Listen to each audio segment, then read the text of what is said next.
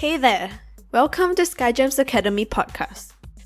At SkyGems Academy, our vision is to build a community of new generation leaders with strong core values, high level of self-awareness, high self-worth, and passionate individuals who will give back to the community and the environment. We are focused on delivering high-quality blended online learning of 21st century life skills delivered and taught online, practiced and perfected offline.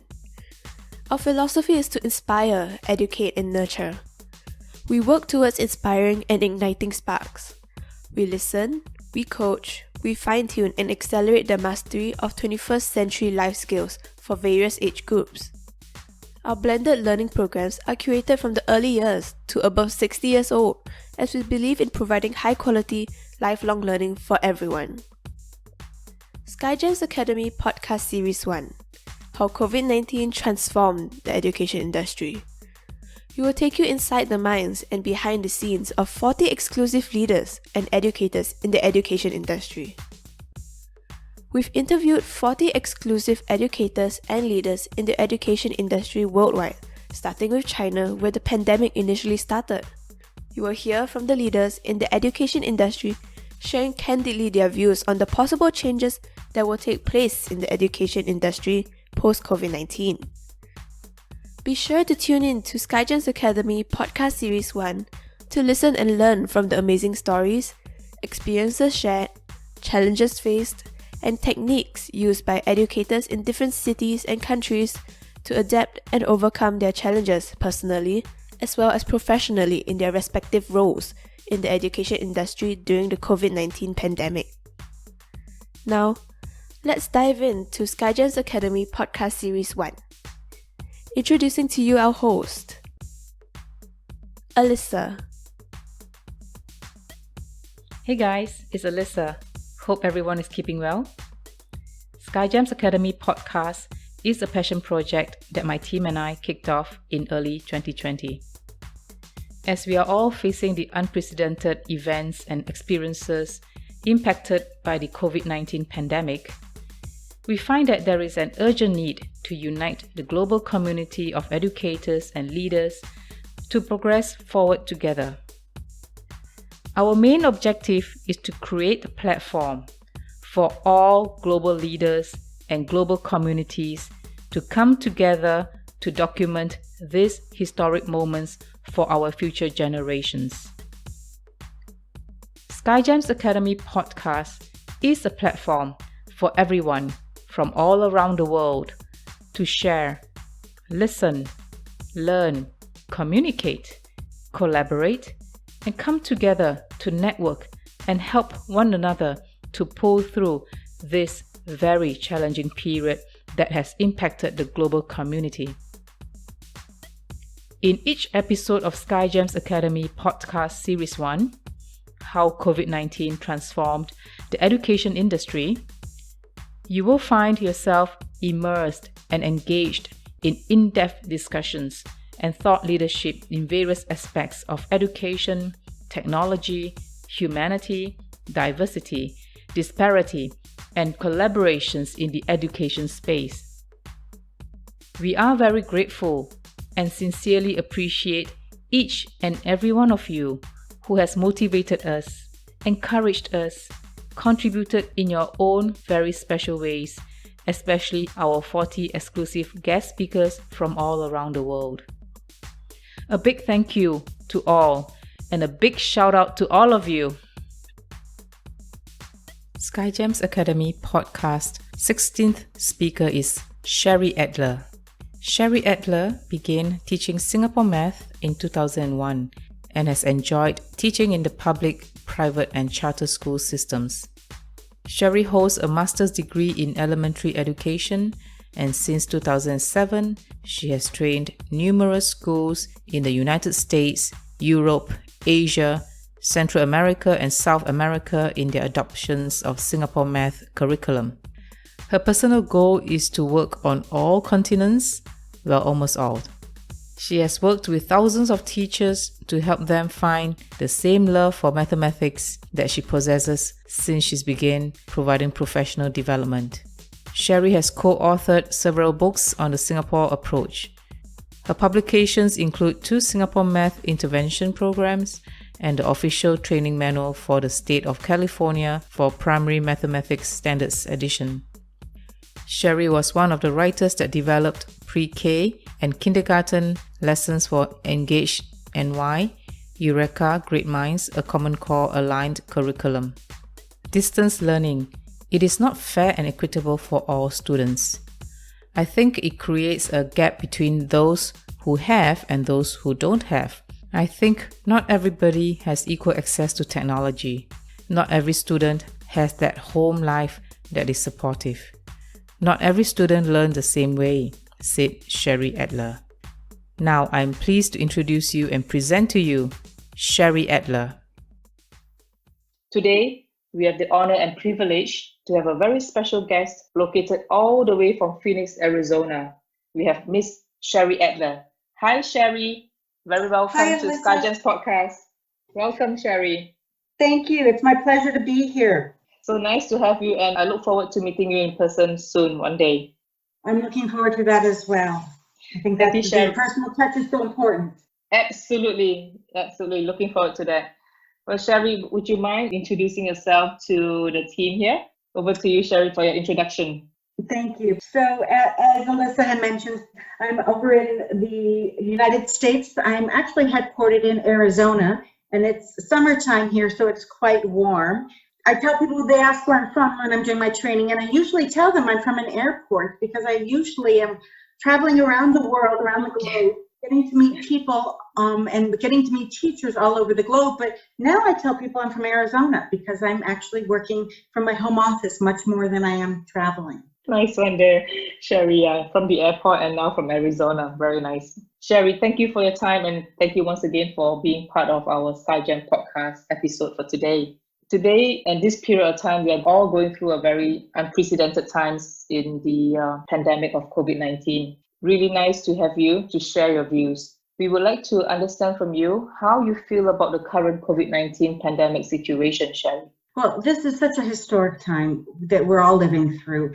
And I'm concerned about our younger generation as well as our older generation and our parents and our grandparents. But I look at it in the eyes of children. This is such an important time for them that they need to be documenting all of the experiences that they're having during this current pandemic situation. And the fact that children will be explaining to their children, to their grandchildren, what it was like to live in a pandemic, because it's going to be in their history books that their children will read about.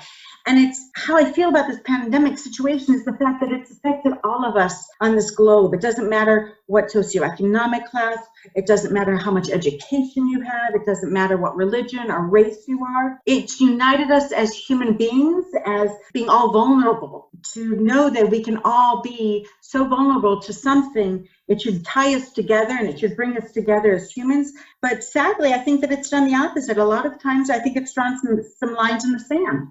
It is really well said, Sherri, and I think these are very tough times that we're all going through, and it is how we work through it together as a community, as a united community, will help us to really pull through stronger as we come out of COVID-19 in the future. Thanks for sharing that, Sherri. Very frank and direct feedback there. Sherri, what are some of the challenges that you faced during this period? Would you be able to share with us? Sure. I've got, I look at globally the big picture, and then I'll bring it down to myself personally. But I think all of us are facing uncertainty. We don't know where this is going. We don't know what's next. We don't know how we're going to have to change. And uncertainty creates anxiety, and anxiety creates stress. And so I think as humans, I think we're all under this uncertainty feelings and this anxiousness of what's to come next. And we're all hopeful that this is going to pass, Yes. But I think we're fearful, of resurgence. We're all hopeful that a vaccine will come around. But on a personal note, how has it affected me personally? Well, I face the challenges that I get to visit my parents, that I'm fortunate both my parents are still around and still living. And I find the challenges that I don't get to see my mom and dad as much. I don't get to be in their physical presence. When I do go over to their home, I have to be outside and they have to be inside, because I'm out there doing the grocery shopping for them and exposing myself because I'm healthier. My mother has lungs that are compromised, so she can't go out. So she's been home, and both of my parents have been in their home for over 3 months, haven't left their house. My father had some health issues, had to go to the hospital. Fortunately, he's good now. He's recovered. But when he fell ill, we couldn't be in the hospital with him. He had to be there by himself. As the daughter and and my mom as the wife, we felt that we were not there to help them. And that was very frustrating. Again, thankfully he's recovered. But it's our older generation and those who are compromised that we feel that we have to take care of. So how it's changed me that way and the challenges that I face is, how do I take care of my children? How do I take care of my parents? And exposing myself at different places and making sure that I'm taking personal care and making sure that I'm taking all of those precautions, wearing the masks, constantly washing hands, constantly using sanitizer, all of those things. So those are challenges that we face now. Wow, that is really very challenging period for you there, Sherri. Thank you for sharing. What type of changes that you have to make to adapt? As you mentioned some of those, but is there any that you would like to share? Changes that you have to make to adapt, and how do you overcome that? The fact that I said I'm from Arizona now, that's a big change for me because I absolutely love to travel and I love to work with teachers in person. Because I'm training teachers, I chose my career because I want to work with people. I don't want to sit in front of a computer. Learned to have Zoom as one of my new best friends. I've learned to work on and work with technology much better. So the changes that I've had to make to adapt is to conquer some of those technological challenges that I've had. I'm not there yet. I am trying to get better at it. But I've had to change that. I've had to change the fact that I'm now cooking many more meals at home. I would go out to eat in restaurants quite frequently with my husband. And we are now cooking meals at home. I can count on one hand how many times we've gone out to eat. And when we do go out to eat, we have to find a restaurant that we feel safe in that has an outdoor patio because we don't feel safe eating indoors because you can't wear a mask. My husband is working from home now. He does telemedicine. And so having my husband around all the time, it's wonderful. I'm glad I still love my husband and we get along. But my oldest son is a personal trainer and I can't spend a lot of time with him because he's out working with clients. And so when I do visit with him, it's outdoors and we're 6 feet away from each other, at least 6 feet away, so that we can spend some time together. But, there are changes all of us, I think, have to make to adapt to this. And life is constantly changing. And we have to look at it that, these are just more bold changes that we've made. These are just more noticeable changes and more sudden that we didn't expect. But we're constantly changing our lives. No matter what we're doing, even before the pandemic, we were constantly changing. And we just have to know and realize that this is just a different change than we expected. That is true. And I think change is constant in our lives. It's how we embrace change is most important to our own personal well-being and also the future together. Thanks for sharing that, Sherri. That's very insightful. What are the lessons that you have learned so far? Well, I think it's important to make preventions and to consider preventions before we look for cures. We have to prevent things from happening. And I think that that's very important.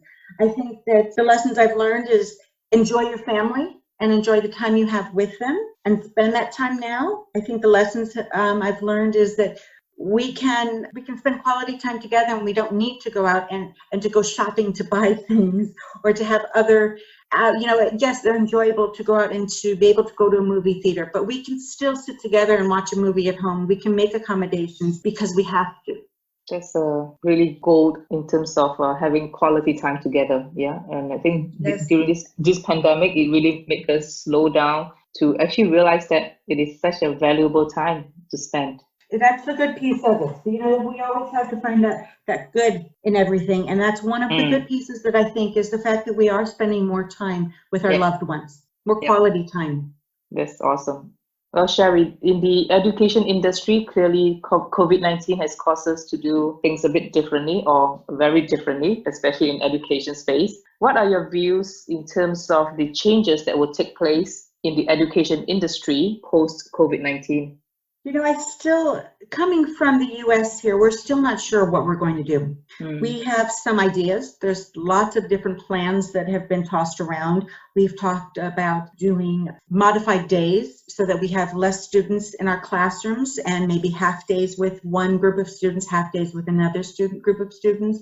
We've talked about not having students go to their, what we call special activities, where they're all out at art in another classroom that is shared among other classrooms. So we've talked about not having music in a classroom that is shared with other classrooms, that we have to keep our students 6 feet apart, that students, older students have to wear masks and teachers have to wear masks. So we've talked about lots of different changes that will take place. We've talked about, and we're now preparing teachers so that if we have to go back to distance learning, to online learning, because we don't know if we're opening in the fall, we're projecting we will, we're hopeful we will. We are training teachers to take precautions, to clean and to sanitize and to do all of these things. But it's still that uncertainty. We don't know yet. And I hope we don't lose teachers, because teachers have chosen to be teachers because they want to work with the kids. And as I mentioned, they didn't choose to work behind a computer. They chose to work with children. And now they are forced to work with children behind that computer. And so I think that they're constantly going to, until we can find a vaccine, I think they're going to have to constantly be prepared that this, if there is somebody who does get sick, we have to go back to distance learning. And then maybe we can come back and do some in-person training or in-person teaching. So I think just what do we have to look forward to post-COVID-19? I think we have personal growth, and I think we can continue to look at the education system, that we're going to not give up on it. We're not saying that, oh gosh, we lost 3 weeks or 3 months here, but we're going to continue and say we're going to work harder. Teachers are resilient, just like children. They know that if they have to make a change and they have to adapt to something, they're going to change and make an adaptation to whatever it is the circumstances be. That is so true, right? In terms of, first, I think you mentioned a really good point about people, teachers, and actually human. In all of us, we want to be connected with one another, which is why the human touch is so important. In education space, the same. Especially so when teachers are so engaged with the students in the classroom, and now everything is done online. There's a big shift there. So that's the positive. I also have some fears about it, to be honest with you. My fears are that what we're doing for students when we do go to distance learning is not fair and equitable for all students. Yes. I think it creates a gap between those who have and those who don't have, the have-nots. I think, not everybody has equal access to technology. Not every student has that home life that is supportive. Not every student learns the same way. It's very difficult for many students to learn behind a computer, that they need to have that interaction. They need to have a specialist with them to help them learn. And parents aren't trained to be the teachers. That's why we have professionals who teach. We have professionals who do orthopedic surgery. We have professionals who do computer programming. And being a teacher is a specialty. Not all parents have that ability to work with their children. Not that they don't want to, but they haven't been trained properly. So I think that it also is very scary that education is not going to be able to provide for a lot of population because they don't have those opportunities that some others do have. That is a very, very good point. And it brings me to one of the conversations I had with educator in South Africa, Sherri. The situation now has caused a lot of disparity between the haves and not haves, which is why we need to find a way to actually assist the less fortunate, to see how we can help them to really be able to access to such, I think device and technology is one thing. And next is about a conducive environment for them to learn. So this is something that all of us have to keep in mind as we carry on in this situation that we are all in different countries, different situation and different challenges. But we do have to keep in mind the vulnerable and less fortunate team members that we need to support. Right, and I think that's a very important piece that has been overlooked. Yeah. At least here, I think in the States, I think it's been overlooked quite a bit.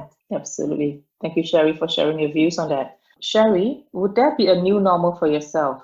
My new normal, living in a very large city of almost 5 million or approximately 5 million, I think my new normal will change tomorrow. I don't think we know what our new normal is. I think it changes day to day, that we have to just be open to that. We have to be open to change, and we have to realize that our new normal may not be the same new normal that it will be next week. We don't know. Yeah. So keep an open mind and keep an open mind and realize that your new normal may not be normal tomorrow. That's true. So change is indeed constant, and even more so now. Absolutely. Thank you, Sherri. And Sherri, now we are at the very important part of the SkyGem podcast. We'd like to understand from you, what would your message or messages be for the future generations? All right, for future generations, I think they need to be mindful of other people. I think they need to be aware that they don't know everything that each person is dealing with behind the scenes, that everyone is dealing and managing with scenarios that are not always shared up front or on the surface. And I think we need to be very respectful of each other for that. I think a lot of times we take things for granted, and I think our future generation should not take for granted the beauty of life, and that all human beings are vulnerable, that we all have illnesses, we all have love, we all have fears. No matter who you are, we all have those same emotions, and we have to help each other, and we have to take care of each other in the future. We can't just be selfish anymore. I think it's important to look out for the person next to you, that it's not just about you. And I hope I share those messages with my own children. I have a 21 and 24-year-old, and those are things I've always tried to share with them. As simple as holding the door open for somebody, or as simple as saying thank you or hello and smiling at somebody. And I think we need to remind some people now, because they do have a lot of anxiety and stress. They need to be thoughtful of others and look at it that way. Thank you, Sherri. That is so true and so important, that we need to be respectful and mindful and don't take things for granted. Yeah, and simple things, so grounded. It is so important. Values that we have in all of us. And Exactly. all those are really very necessary life skills that all of us need to have, and the future generations definitely so. Thank you, Sherri, for sharing. That is a wonderful session and discussion with you at SkyGem Podcast. Sherri, thank you once again for being the guest of our SkyGem Podcast for today. We really look forward to seeing you and looking forward to having a meal together soon. Thank you, Sherri, for your time. It was an honor. Thank you. Thank you, Sherri. We hope you enjoyed today's episode at SkyGems Academy Podcast Series 1 on the topic of how COVID-19 transformed the education industry. If you enjoyed today's episode and you love the vision and mission of SkyGems Academy, can you please help us to convince others to tune in to SkyGems Academy Podcast too? Please kindly subscribe to SkyGems Academy Podcast. Please also kindly leave a quick review and rate SkyGems Academy Podcast on Apple Podcasts, Spotify, Google Podcasts, Anchor.fm, Breaker, and various SkyGems Academy's podcast channels. That would mean the world to us, so thank you so much for your support. Visit our website at www.skygemsacademy.com to find out more about our distinguished speakers and about SkyGems Academy. We appreciate you and your continuous support. Thank you for tuning in to SkyGems Academy Podcast. High five and peace out!